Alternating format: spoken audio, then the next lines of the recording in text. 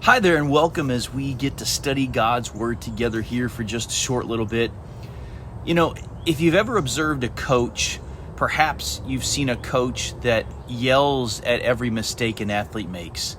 You know, at first the players may listen, but over time they lose heart, they stop trying. And it's not because the players are lazy, it's because they become defeated and discouraged. You know, parenting can feel a lot like coaching at times. And Paul knew that. And that's why he gives us this simple but powerful instruction in Ephesians chapter 6, verse 4, which says, "Fathers, do not provoke your children to anger, but bring them up in the discipline and instruction of the Lord." This verse speaks especially to fathers, but by implication it applies to everyone and anyone who's shaping young hearts. This is moms, grandparents, mentors, coaches, teachers. Paul says, do not provoke your children to anger. In other words, don't parent in a way that pushes them to resentment through harshness or neglect or even unrealistic expectations. Kids are not projects. They're people. And God cares deeply about how we shape them. Instead, Paul urges us to bring them up in the discipline and instruction of the Lord. That word "bring them up" means to nourish them, cherish them. It's about cultivating, not controlling. Discipline doesn't mean punishment. It means training in what's right.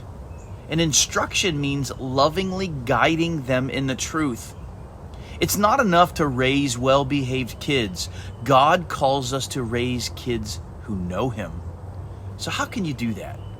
First, listen more than you lecture. Ask good questions. Be a safe place for hard conversations.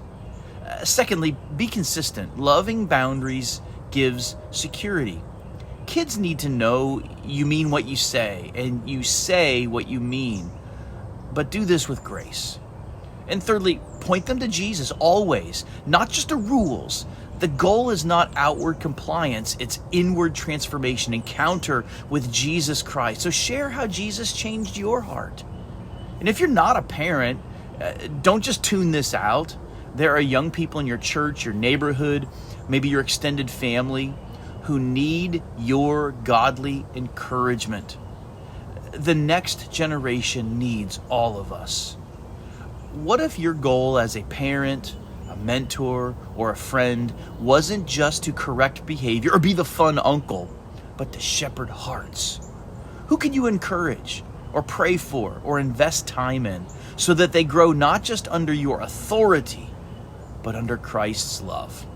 I'll see you again next time.